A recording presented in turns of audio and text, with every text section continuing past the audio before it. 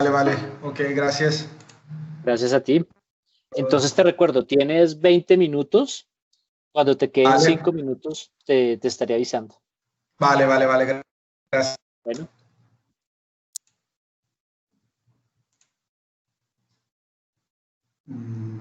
A ver, un momento.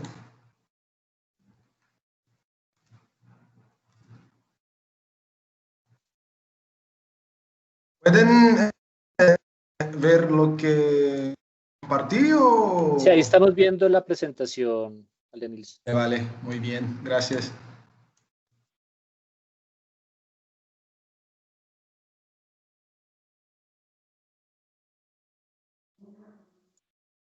Bueno, mi ordenador dije que no puedo compartir la cámara por el tema de que estoy compartiendo la presentación. Entonces Ok, no lo sé. ¿Ok? sí, no, no hay problema, tranquilo. Vale, vale, vale, perfecto. Buenas tardes a todos y todas.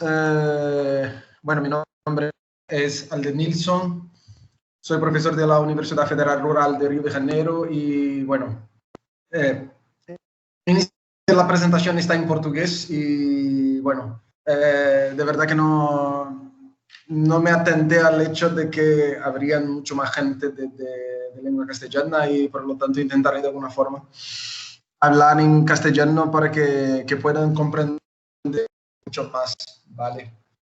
Yo soy profesor dentro del Departamento de Administración Pública de la Universidad Federal Rural, donde hago una investigación sobre Río de Janeiro Smart City. Y bueno, una de las etapas de esta investigación es justo el tema de la movilidad. Movilidad que en Río de Janeiro y bueno, en toda Latinoamérica es un problema con el que afrontan muchas administraciones públicas. Y bueno, el título de presentación, Río de Janeiro Smart Cities, la espacialidad excluyente del servicio colectivo de bicicletas compartidas.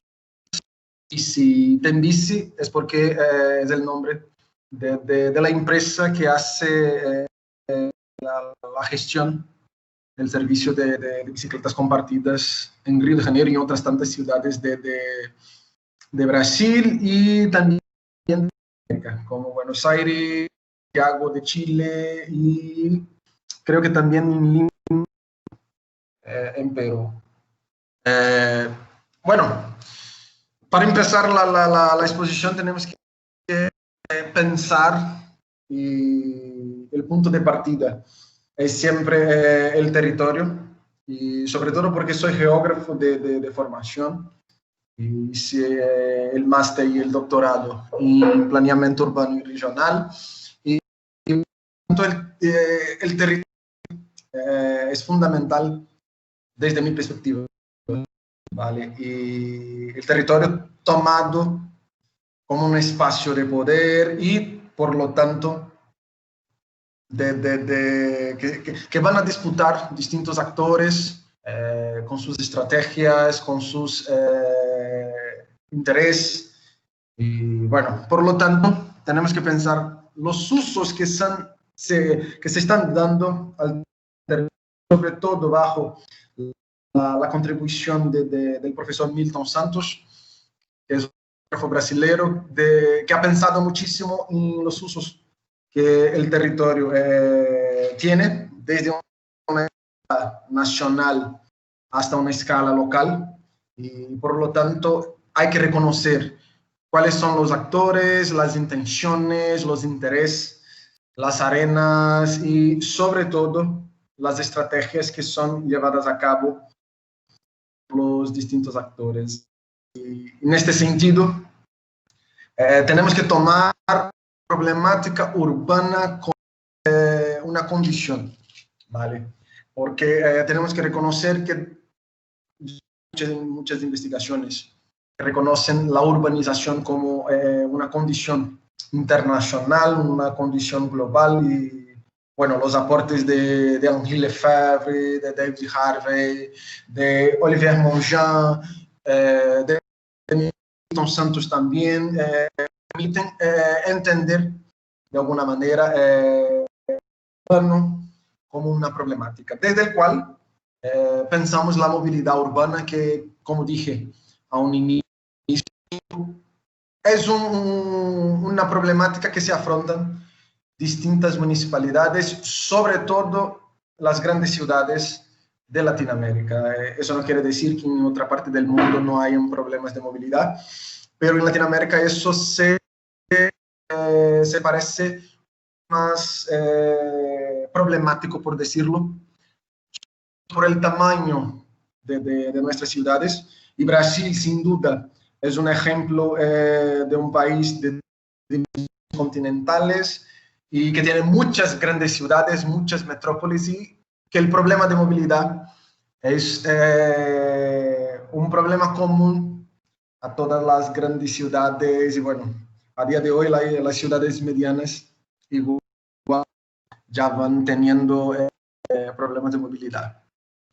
Desde una metodológica, el trabajo que presento hoy tiene como el punto de partida el levantamiento bibliográfico que está en el trabajo final, un levantamiento, una identificación, por decirlo, de las estaciones de bicicletas compartidas en la ciudad de Río de Janeiro, y desde el cual hicimos la espacialización en el mapa de la ciudad de Río, y un mapa comparamos analíticamente con datos datos demográficos, de localización de empleos formales y renta. ¿Y por qué empleos formales? Que en las estadísticas solo tenemos acceso a datos de empleos formales, y eso no quiere decir que no haya una economía informal en distintas partes de Río de Janeiro, y bueno, más adelante podrán mirarlo. Antes de mirar, como dije, la urbanización en cuanto a una condición global. Y por lo tanto yo traigo una tabla adaptada de un informe de Naciones Unidas, un informe que analiza las perspectivas de la urbanización mundial. Lo siento.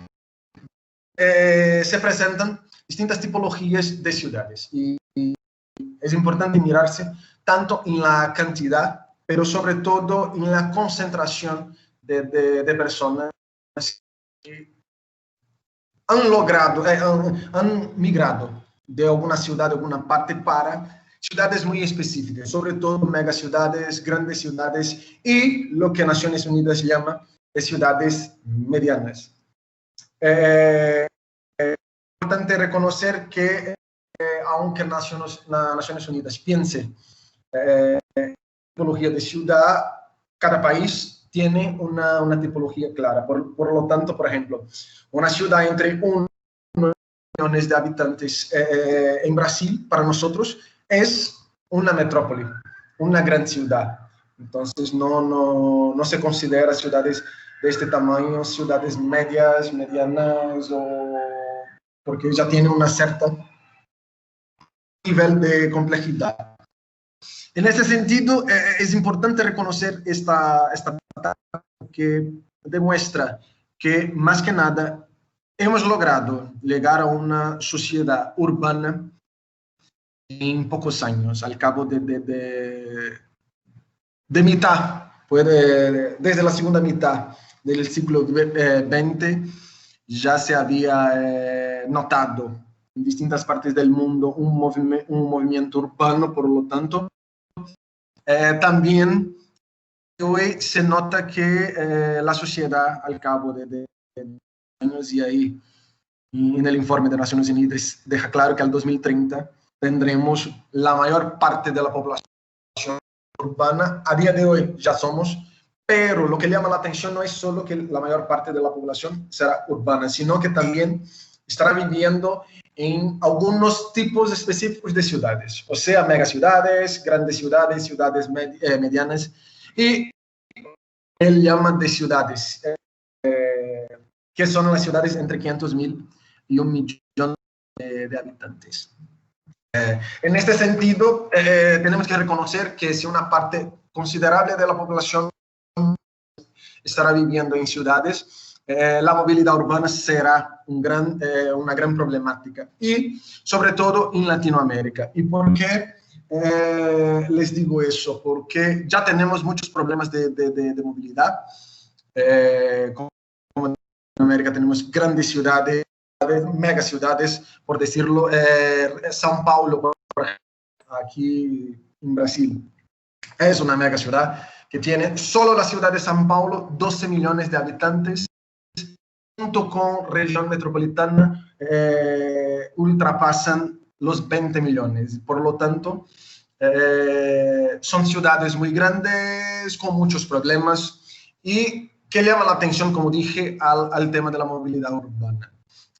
En sentido, y el objeto de análisis de mi presentación, la ciudad de Janeiro es igual una ciudad con muchos problemas de movilidad urbana. Es la segunda mayor ciudad del país. La primera es São Paulo, la segunda es Río de Janeiro.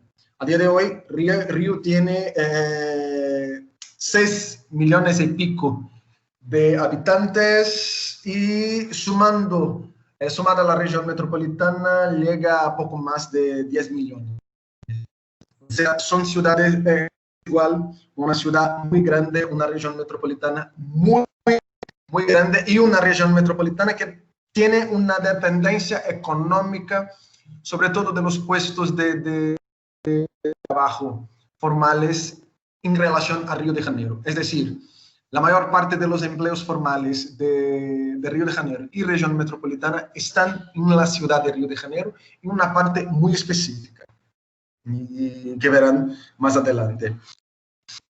Es una ciudad territorialmente heterogénea y exageradamente desigual.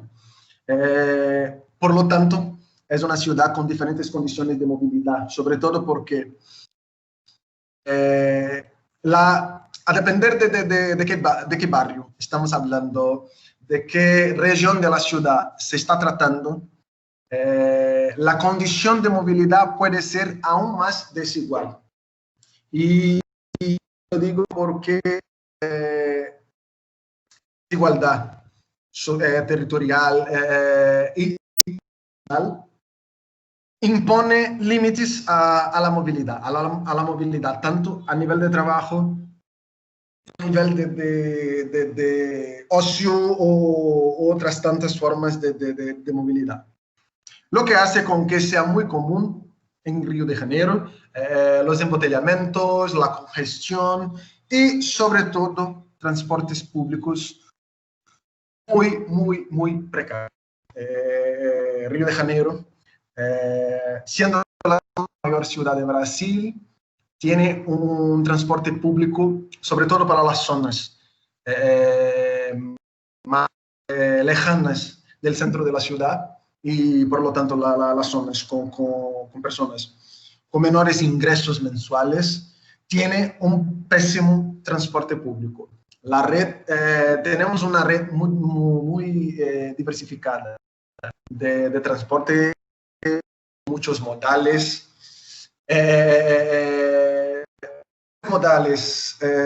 alguna forma integran parte del territorio, pero diferentemente es diferentemente distribuido en el conjunto del territorio de la ciudad y de la región metropolitana.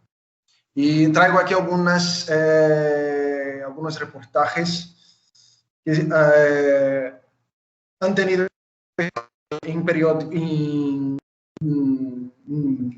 telediarios también, pero impresos aquí de Brasil, y son noticias muy recién bajo un contexto de pandemia. Entonces, fíjense que si en un contexto de pandemia tenemos muchos embotellamientos, mucha congestión, imagina en condiciones normales. Entonces, es muy común una persona que vive en barrios de la ciudad de Río de Janeiro tardarse mucho en el traslado casa-trabajo. Los desplazamientos son muy muy demorados, sobre todo en la ciudad de Río de Janeiro, que tiene una deficiente red de transportes. En este sentido, traigo aquí algunos rankings mundiales, que aunque sean presentados, propuestos por empresas privadas, empresas de consultorías privadas, es importante mirarlo para entender un poco lo que se pasa en las metrópolis latinoamericanas. Y Brasil es en esta clasificación de TomTom, es la que más tiene casos mejor diciendo con un alto índice de congestión. Entonces, eso quiere decir, por lo tanto, que a un desplazamiento normal, cotidiano, hay que añadir este porcentaje aquí en el tiempo de congestión, y se trata de eventos de congestión que hace parte del paisaje cotidiano de Río de Janeiro.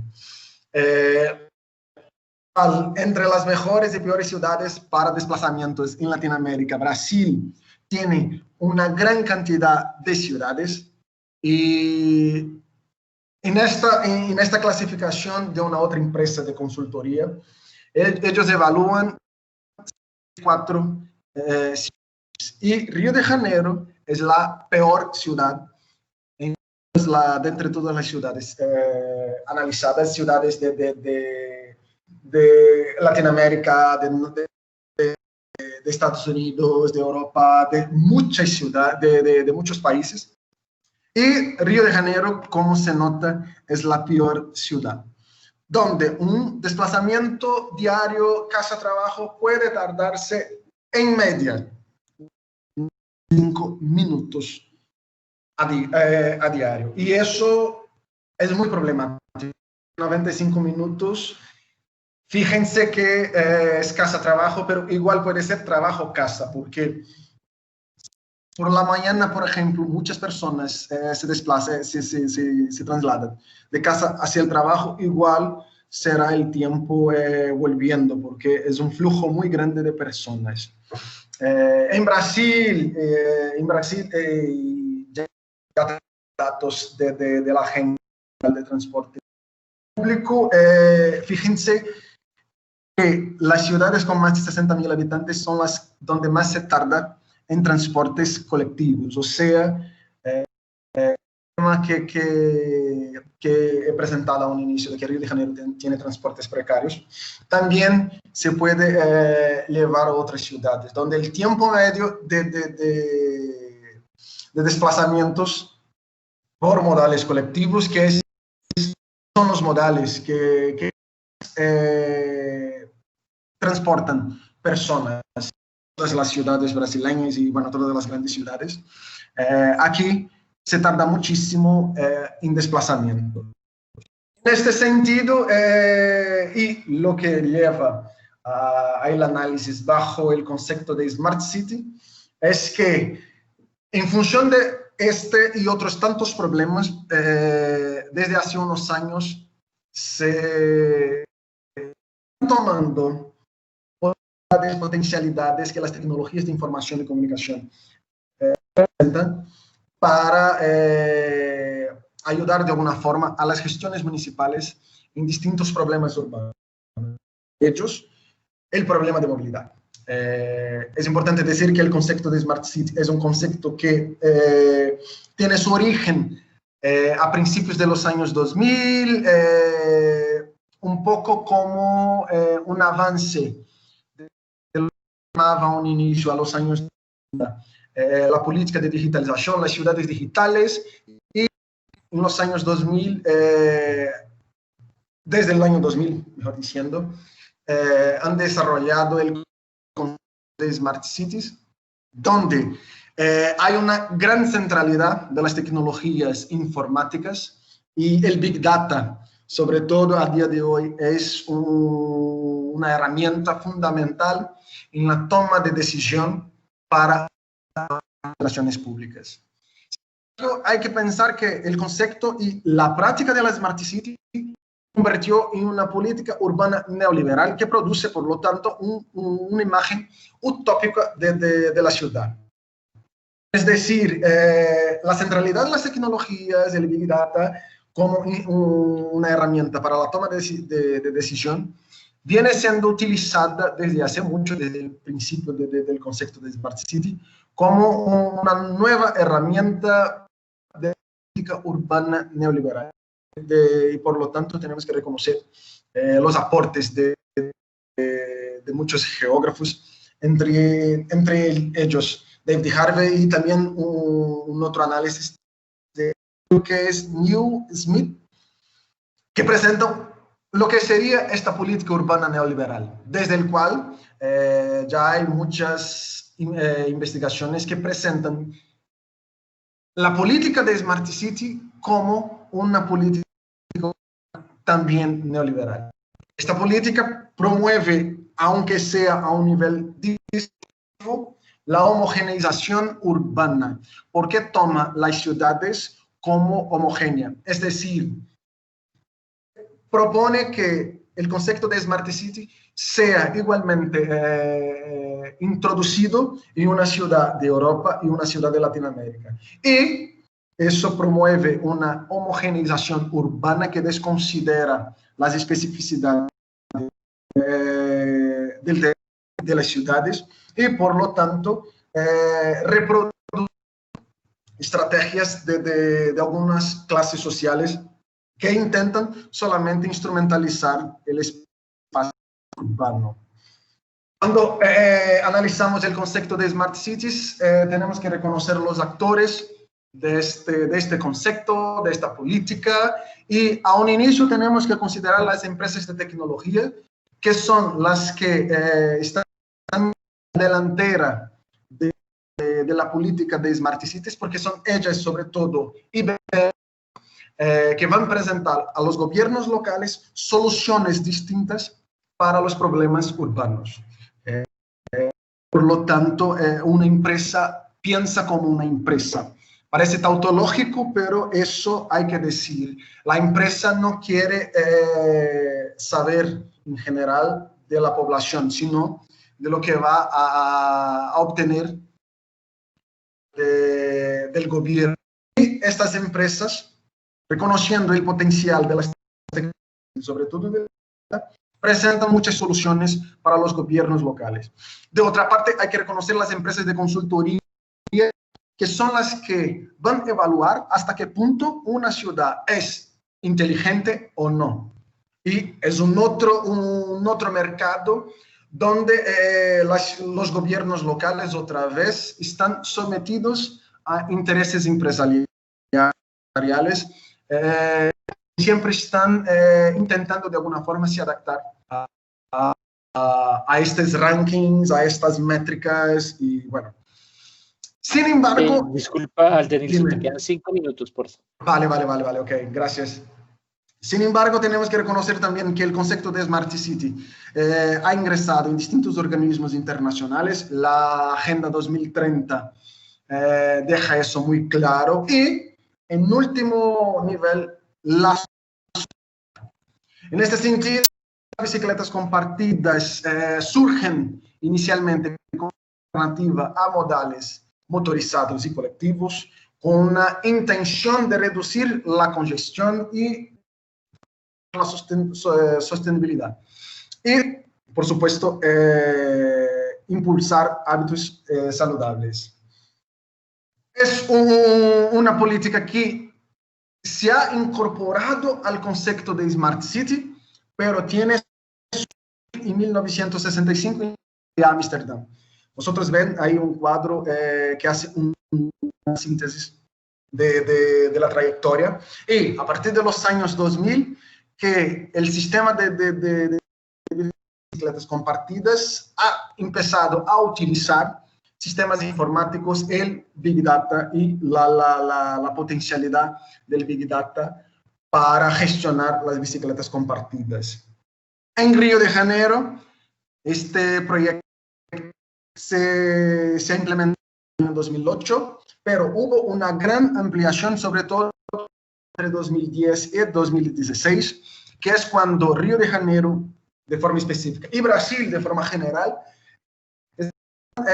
impulsadas bajo el contexto de los mega eventos mundiales, Copa del Mundo, Copa de Fútbol y las Olimpiadas. Eso ha logrado dar mayor visibilidad al proyecto de bicicletas compartidas y por lo tanto ha logrado ampliar el sistema en algunas partes de la ciudad. Aquí traigo el mapa de ciclovías que tiene hoy Río de Janeiro. Observen partes muy específicas de la ciudad y son partes donde han tenido muchas inversiones por el tema de los mundiales de fútbol y las Olimpiadas. Sin embargo, hay que pensar el proyecto de bicicletas compartidas desde de un arreglo jurídico e institucional. Y jurídico, ¿por qué? Porque el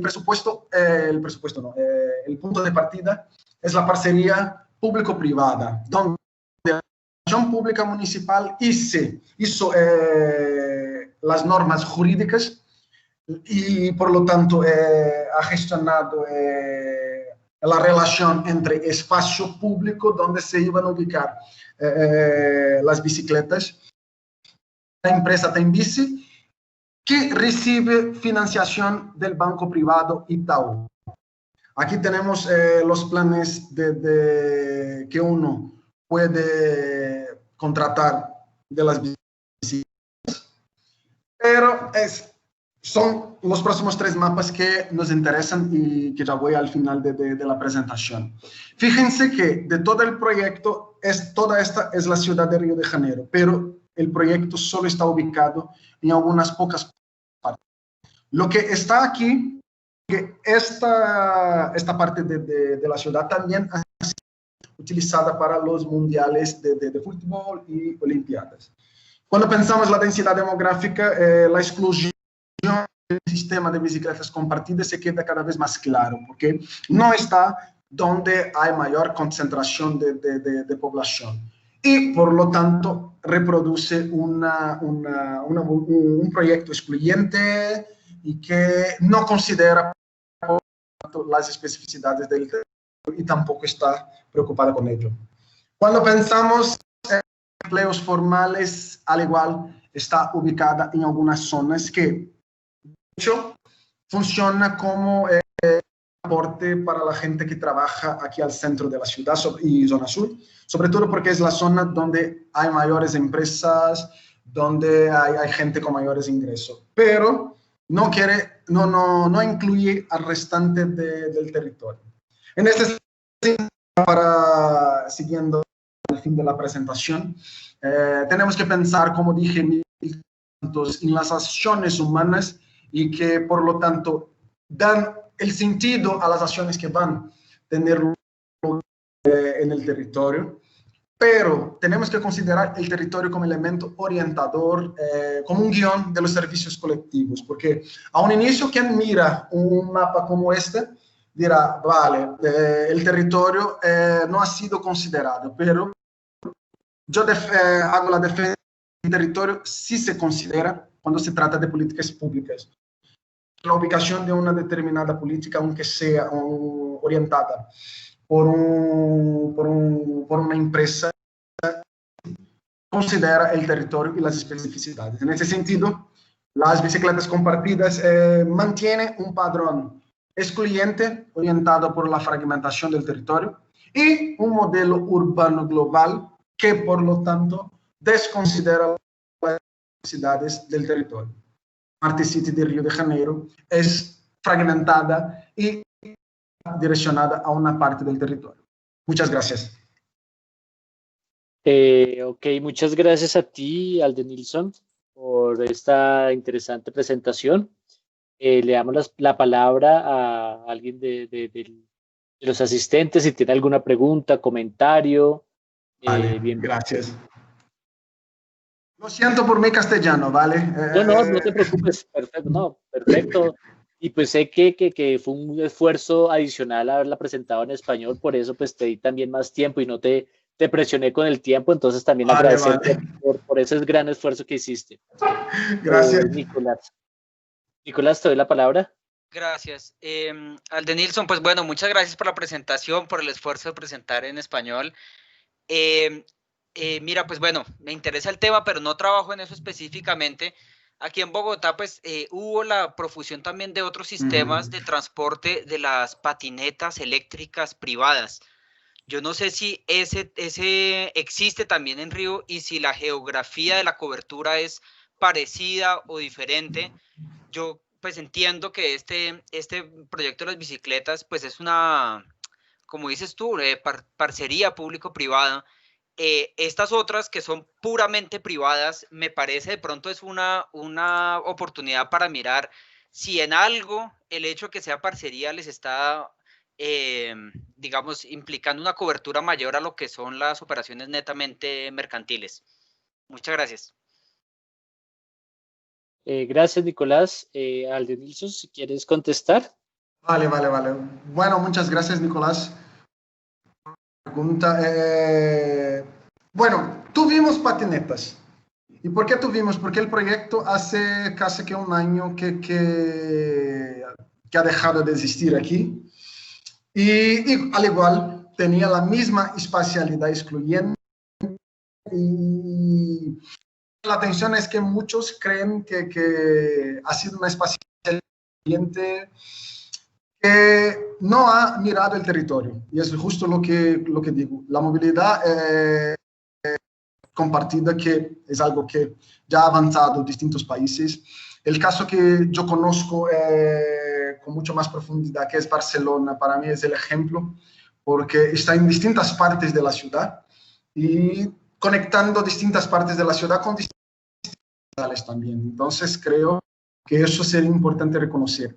Y cuando tú, el tema, siendo una parcería público-privada, ¿no deberían considerar el territorio? Sí, en principio, pero desafortunadamente en Brasil tenemos un modelo de parcería público-privada que es más el aporte público a los intereses privados do que una parcería público-privada donde el público y el privado estarán de manos dadas una a la otra, de modo de manera a pensar el territorio, pensar el bienestar de la sociedad. Entonces, las patinetas igual no han tenido este avance, y las bicicletas demuestran hasta el día de hoy esta reproducción, que en todos los sistemas de bicicletas compartidas gestionadas por la empresa Tembici, al menos en Brasil, están orientadas al padrón, donde el patrón de espacialidad es en alguna ciudad, en zonas donde hay gente de mayores ingresos, donde hay menos casos de criminalidad, o sea, tiene toda una geografía que es considerada cuando se implementa un proyecto de esta naturaleza. Pero entonces las razones que tú das para que esto ocurra tienen que ver con el nivel de ingresos, con riesgo del negocio, porque igual si es un negocio, ¿no? Entonces en teoría implantarlo en cualquier parte de la ciudad debería ser exitoso. La pregunta sería, ¿por qué es tan fuerte la concentración en la parte más turística, de mejores ingresos per cápita? Gracias por su Ana María. Sí, lo que yo cuestiono, no solo en el trabajo que envía al seminario, pero en otros tantos grupos de investigación donde estoy, es justo eso, porque aunque sea un negocio, no estamos tratando de un negocio que es solamente privado. Hay la participación, hay la parcería público-privada, y por lo tanto debería tener como punto de partida el interés social. Y como dijiste, está ubicado en una zona de personas de mayores ingresos, zona turística, la zona donde hay la concentración de empresas que tienen parte de los empleos formales de Río de Janeiro, y de otra parte no integra al territorio. Por supuesto que tenemos que tener claro una otra cosa, que el servicio, si tú tienes como contratar el servicio, sea por una tarjeta, sea el coste, puedes usar. Pero lo que yo cuestiono es una movilidad excluyente desde un nivel del territorio, que aunque no haga distinción de clase social o de color de piel o lo que sea, hace una distinción territorial. Por decirlo, una persona que vive al norte de la ciudad solo podrá utilizar el sistema, el servicio, en el centro sur de Río de Janeiro, en la zona oeste, pero en la zona turística, en la zona donde hay mayor nivel de vigilancia, donde hay mayor seguridad. Entonces, lo que cuestiono es eso, porque no se trata de un negocio puramente privado. Es un negocio que es una parcería público-privada y, por lo tanto, debería tener como condición el bienestar del conjunto de... Y voy más, ciudades de la región metropolitana de Río de Janeiro ni siquiera en una estación de bicicletas compartidas. Entonces, es un proyecto exclusivamente para Río de Janeiro y una porción de la ciudad. La pregunta sería, al fin de cuentas, ¿sirve como un medio de transporte cotidiano o es un medio recreativo, turístico, accesorio? Gracias también por esta. En esto voy avanzando porque estamos haciendo ahora la segunda parte de la investigación. La primera ha sido el levantamiento de la ubicación de estas bicicletas y ahora vamos avanzando para saber cuáles son los usos. Pero intuitivamente, y de lo que pude observar de las estaciones, sobre todo al centro de la ciudad y zona sur, es que de lunes a viernes, los días laborales, muchas veces puede tener un festivo, ok, pero en los días laborales hay un alto nivel de uso por parte de trabajadores y sobre todo aquellos que trabajan en servicios de entregas de medicación, de muchas cosas. Es muy común que un funcionario, por ejemplo, de iFood, de Uber Eats, sus tantos apps de entregas rápidas, estén utilizando estas bicicletas compartidas para hacer su trabajo. Entonces, en los días laborales es muy común, es más alto el uso por temas de trabajo, pero igual a los fines de semana para temas turísticos, de ocio, pero predominantemente en los días laborales para gente que está trabajando. Lo que no quiere decir que no en los laborales no utilicen o no haya el uso para temas de ocio. Puedo imaginarme que en los días laborales las personas que hacen domicilios llegan hasta el centro de la ciudad en otro medio de transporte. Sí. Y es un otro tema muy importante porque, por ejemplo, tenemos una estación de metro y tren aquí al centro de la ciudad que se llama Central de Brasil, hasta el título de un... Y en esta estación, todos laborales, hay colas y colas de gente para tomar una bici, por ejemplo, entre 6:30 de la mañana hasta las 9 de la mañana. Cada 2 por 3 hay muchas colas porque es una estación que es la estación final de los trenes que llegan desde la región metropolitana y son trenes con gente. En Barcelona y algunos amigos decían, mira, el metro está lleno. Yo miraba y decía, oye, vosotros no sabéis qué es un tren o un metro lleno. La gente baja del tren, del metro, en la estación central de Brasil, que es una estación que conecta tanto el metro cuanto el tren, y también está al centro de la ciudad. Entonces dime. También suplen la última milla de los desplazamientos, probablemente. Sí. En ello sí. Sí, eso, por ejemplo, Ana María, perdona que interrumpa, que comentas, Ana María, con respecto a la última milla, pues es uno de los objetivos también de estos sistemas de bicicletas públicas, ¿no? Que lleguen en un transporte público y que terminen su última milla, pero muy bien lo presentaba también Aldenilson con esta exclusión, con este sistema de transporte excluyente, porque veíamos, pues estás en una zona turística, como también comentaba Sana, y algo sucede aquí, como comentaba Nicolás, con las patinetas eléctricas aquí en Bogotá, que estaban ubicadas en una zona de altos ingresos, en una única zona. Habían 3 operadores que estaban operando este sistema de patinetas, que uno diría también pues resulta siendo excluyente para desplazarse, desplazamientos cortos, porque pues era costoso desplazarse en estas patinetas en una zona de altos ingresos de la ciudad. Aquí en Bogotá pues no tenemos el sistema de bicicletas públicas. Desde 2008 que salió un decreto por el cual se debía crear este sistema de bicicletas, van 12 años y todavía no tenemos este sistema de bicicletas.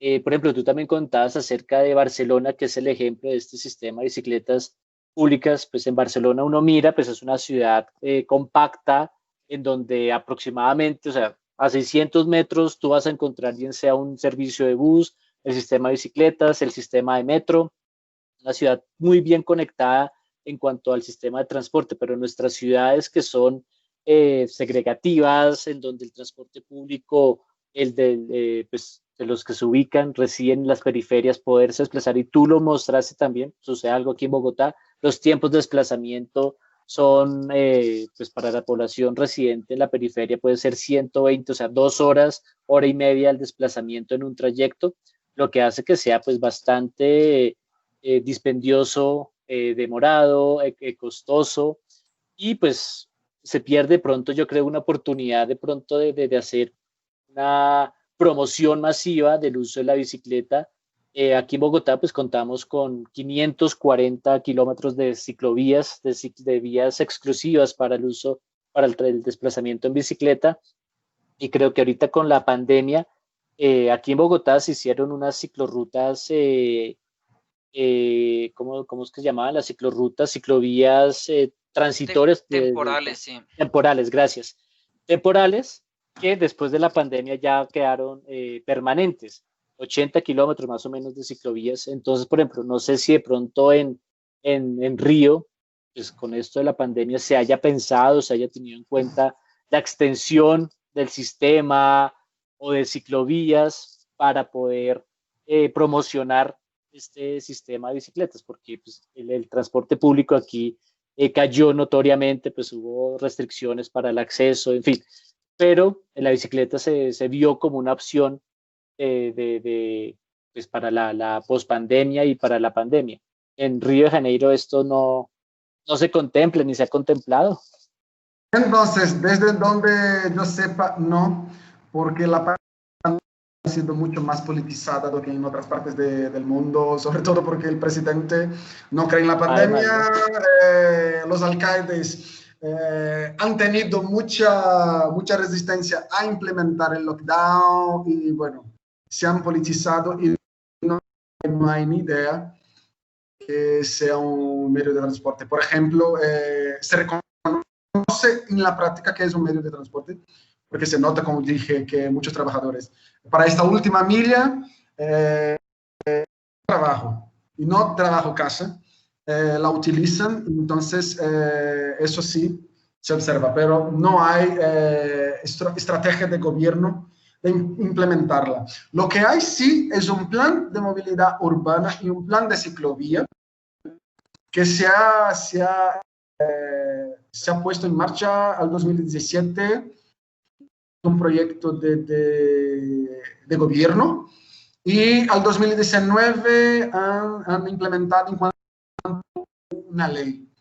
E incluso tenía que ampliar el sistema de ciclovías, ampliar el sistema de bicicletas compartidas, pero no por tema de la pandemia. La pandemia aquí en Brasil ha sido demasiadamente pesada. Creo que más en otras partes del mundo.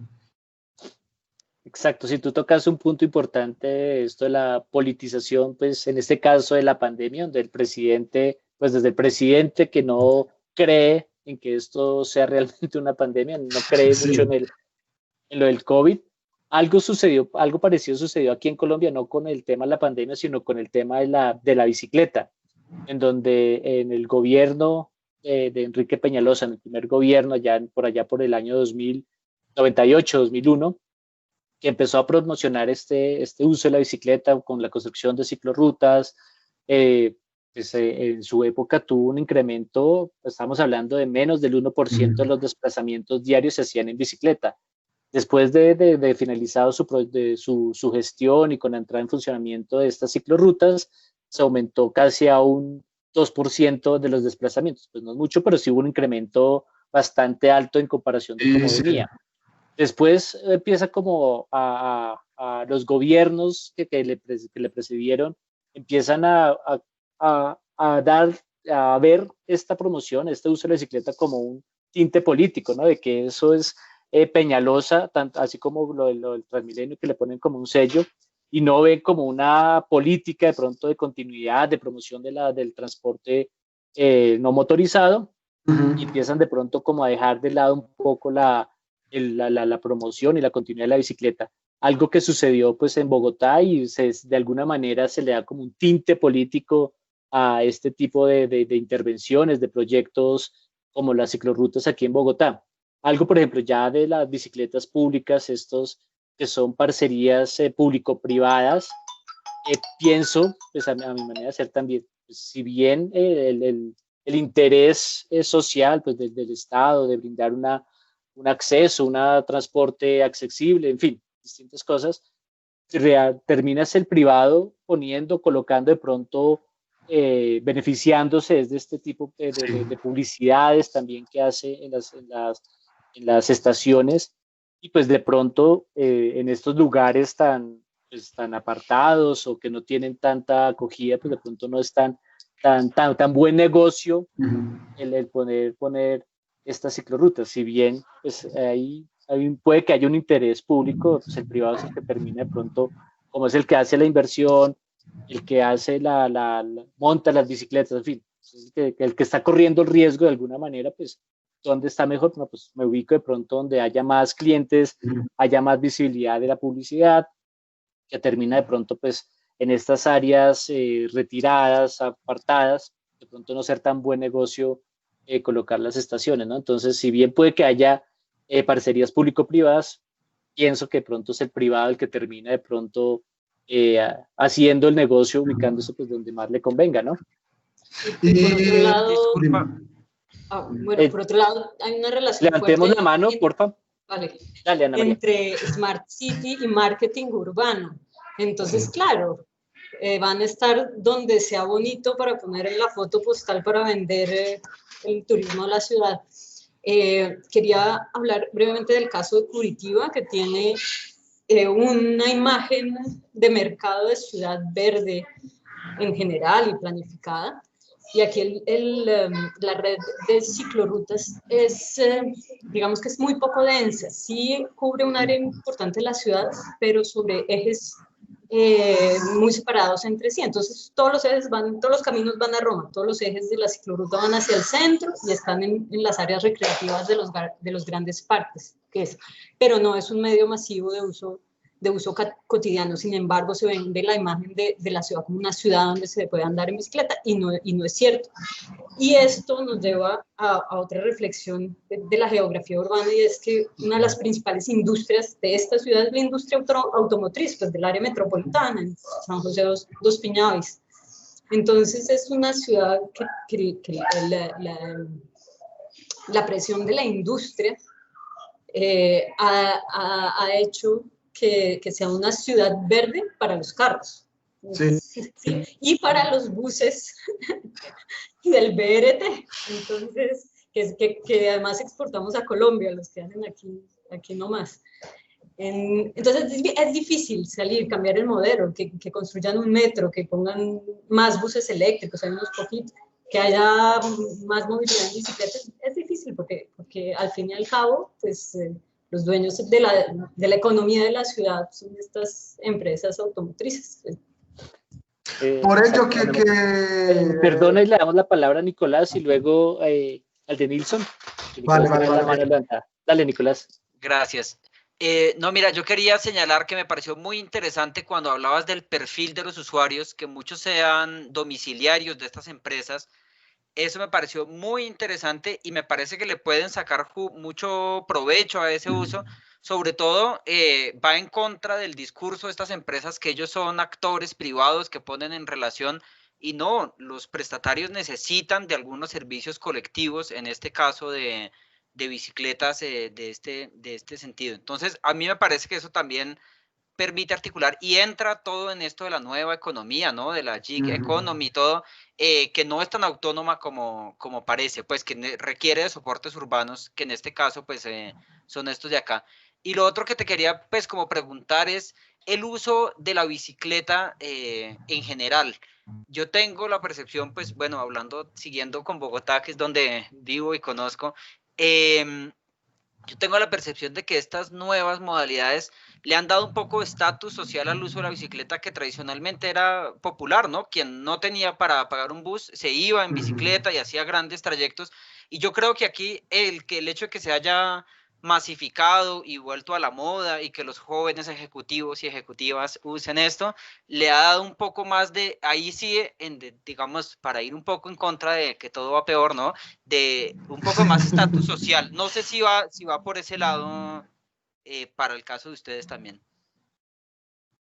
Entonces, creo que dos cuestiones. Primero de Ana María, del tema de pensar la política urbana neoliberal. Y de hecho, se trata de una política urbana neoliberal porque las bicicletas compartidas a un inicio en 1995 tenían toda una idea de hábitos saludables, de promoción un otro estilo de vida.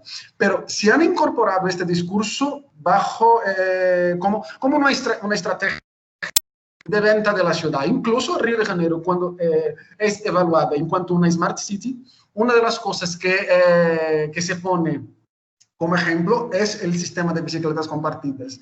Y estoy en un grupo de investigación justo sobre Smart Cities, pero en la Universidad de donde nosotros cuestionamos eso, porque se vende la ciudad como un todo, pero en teoría, pero la práctica es que las bicicletas compartidas solo se materializan en una parte de la ciudad, pero la evaluación se dice, bueno, Río de Janeiro tiene bicicletas compartidas, tiene eso, aquello otro de Smart City, pero se desconsidera la espacialidad, porque los datos no dónde están los instrumentos, los equipos urbanos, no presentan todas estas herramientas desde un nivel espacial, sino desde datos. O sea, Río de Janeiro, 2.600 bicicletas compartidas, pero no dicen dónde.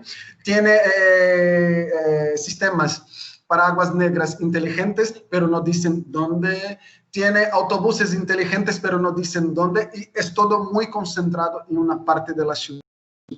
Y ya en la otra pregunta, estas parcerías públicas, por lo tanto, demuestran una instrumentalización del público en defensa de intereses privados, porque el interés privado es tener lucros, ahorrar cada vez más.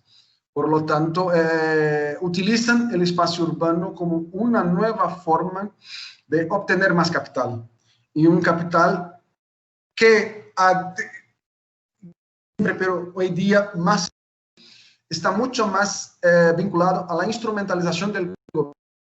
El gobierno, en lugar de hacer la defensa de los intereses de la sociedad hacia interés de algunas empresas. Porque, por ejemplo, si pensamos la cantidad de población, en esta zona donde están ubicadas las bicicletas compartidas, no tiene tanta gente cuanto en la zona norte, cuanto en parte de la zona oeste, y que tendría un impacto para esta última milla muy profundo. Y por lo tanto hay la defensa desde el gobierno de los intereses privados, e incluso como un estilo, porque como ha dicho Nicolás, a día de hoy, muchos ejecutivos, mucha gente con empleos destacados, están utilizando la bicicleta compartida, están utilizando bicicleta en general, pero son personas que viven en zonas cercanas de su trabajo, que tienen una otra estructura financiera, una otra estructura incluso de trabajo. Son personas que pueden empezar su día laboral a las 10, 11 de la mañana. Mientras tanto, el trabajador de la periferia empieza su día de trabajo a las 4 de la mañana. Si consideramos que se tarda 2, 3, 4 horas desde su casa hasta su trabajo. Entonces, trabajo para la mayoría de la población empieza antes.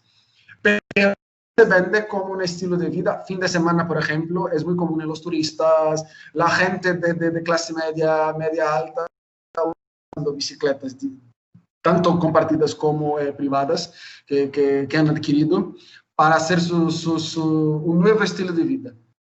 Pero es un estilo de vida muy clásico de un patrón de un patrón con una cierta característica social, económica y bueno, incluso con un mayor nivel de estudios, incluso porque algo que he observado mirando las estaciones, y yo vivo al centro de Río, es muy común que una persona que tenga un estilo ejecutivo o una persona de grandes ingresos pueda utilizar la bici tranquilamente. Mientras tanto, si es una persona con características de gente de la periferia, es muy común siempre siendo parado por policías que se los revisan a ver si de verdad han alquilado la bicicleta o se lo han robado. Está muy enmarcado el sistema de bicicletas compartidas en Río de Janeiro. Ok, gracias al Denilson. Efectivamente, pues lo que comentaba Nicolás, pues aquí en Bogotá, esta estigmatización del uso de que el que usa la bicicleta es pobre, es el jardinero, es el celador que la usa, pues aquí ya se le ha dado de pronto como un estatus. Sin embargo, en las ciudades de pronto intermedias todavía es visto como un medio de transporte para el pobre, ¿no? Para el jardinero, el celador, no para, por ejemplo, en la universidad, que alguien llegue en bicicleta es como visto todavía como una persona pobre, ¿no? Pues aquí en Bogotá, afortunadamente, este mito de que la bicicleta es para el pobre ya se ha ido cambiando, y pues gracias también pues a las distintas políticas y a los mismos usuarios, a los jóvenes que hoy en día pues son mucho más activos, ya ven esto de pronto como un medio de transporte, y no como algo recreativo, que de pronto es visto todavía en las ciudades de pronto intermedias, ¿no? Que es para los fines de semana, para salir aquí las ciclovías, que es el cierre de la vía para los vehículos privados. Entonces, lo que te decía, de pronto este tipo de sistemas ayuda a que esta estigmatización o esta mito de la bicicleta pues pueda cambiar y sea visto de pronto como un medio de transporte más pues para todos, ¿no? Más igualitario también de pronto, si se pudiera hablar de este términos. No sé si de pronto alguien más tenga algún comentario, quiera participar, alguna otra opinión. Si no, pues entonces agradecerte a ti, a Denilson, porque pues Virginia nunca no llegó, entonces de pronto estuviéramos aquí hablando y ya por ahí no llegó. Entonces, Vale. agradecerte al Denilson por tu presentación, y aquí también a los asistentes, a Ana María, bueno, Nicolás ya salió también. Entonces, agradecerles por la presentación y pues entonces esperamos vernos en una otra oportunidad. Vale, muchísimas gracias por la oportunidad. Y bueno, ojalá... Felicitaciones. A ti.